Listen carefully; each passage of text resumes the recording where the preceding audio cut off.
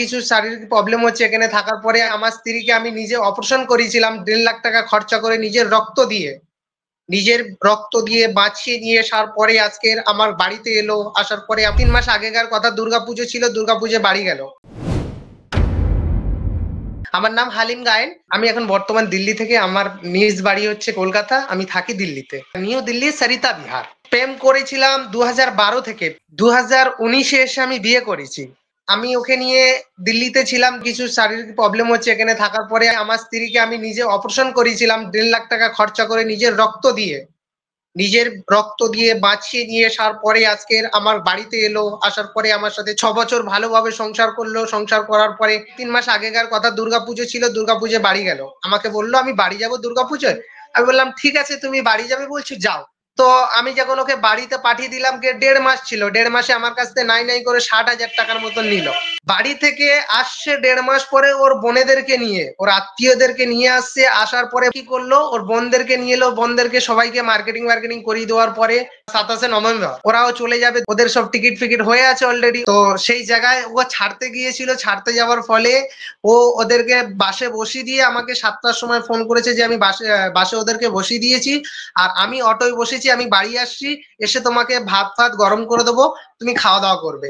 7টা বেজে 5 মিনিট হয়েছে আমি যখন ওকে ফোন করি, ফোন সুইচ অফ।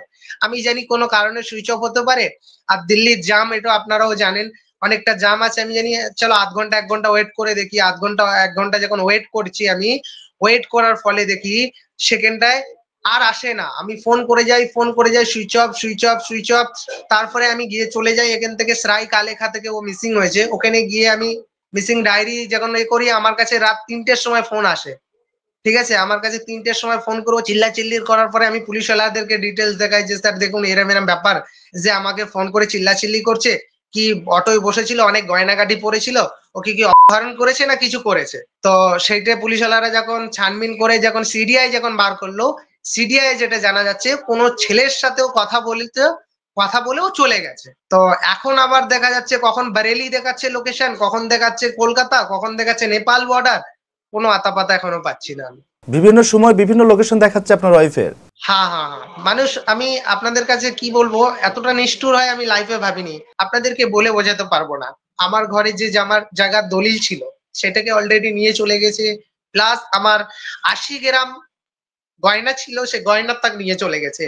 আজ পর্যন্ত আমার কাছে কোনো কন্ট্যাক্ট নেই। মাঝে মাঝে ফোন করে, লোকের ফোন থেকে হোল্ড করে ব্ল্যাকমেল করার চেষ্টা করছে।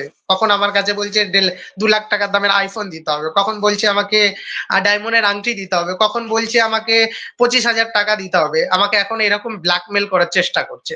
কলকাতায় যখন ছিল 1.5 মাস ধরে, তখন আমার সাথে খালি ওই জায়গাটা নিয়ে আমার সাথে লড়াই করেছে।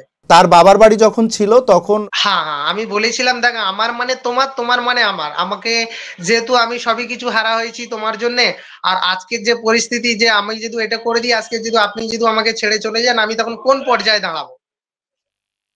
তো আমার সাথে এরকম ভালোভাবে কথা বলার ফলে আজকের এসেছে বাড়িতে, 20 তারিখে আসার পরে 27 তারিখে এরকম করে চলে গিয়েছে। জায়গার মূল্য কত? 21 লাখ টাকা টোটাল। আমি এখনো ভেবে পারি না আপনাদের কাছে বলবো কি, ও আমাকে টাকার জন্য বেসেছিল কি কিসের জন্য বেসেছিল, সেটা আমি এখনো ভেবে পারি না। যে মানুষ 27 তারিখে যে গোল্ড হয়ে যায়, সে আমাকে অলরেডি ফোন করেছে, বলে আমি অটোয় বসেছি, আমি তোমাকে আসছি, ভাত গরম করে দেবো, তরকারি গরম করে দেবে, আপনি খাবেন। সে এত কিছু বলার পরে 27 তারিখ থেকে কিভাবে মানুষ গায়েব হয়ে যায় আমি কল্পনা করতে পারি না। কি বলবো আপনাদেরকে, আমি বুঝিয়ে পারবো না। যে জিনিসটা আজ 12 বছরের সংসার, সেই জিনিসটাকে 1 সেকেন্ডে কি করে শেষ করে দেয় আমি তো লাইভে ভাবি।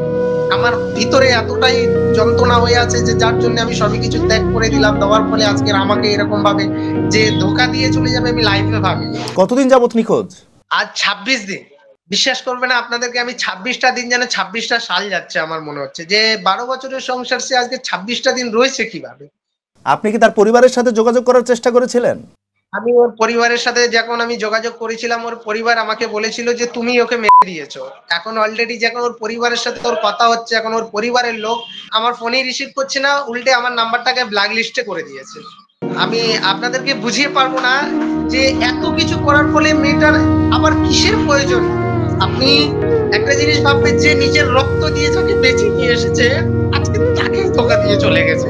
আমার নিজের দুঃখ এতটা যে কাকে প্রকাশ করবো, যে সেরকম আমার সেরকম পর্যায়ে নেই। হ্যাঁ, যে যার জন্য আমি সবই কিছু ত্যাগ করে দিলাম, করে দেওয়ার ফলে আজকের আমাকে এরকম শেষ পর্যায়ে ফেলে যাবে আমি লাইফ ভাবি।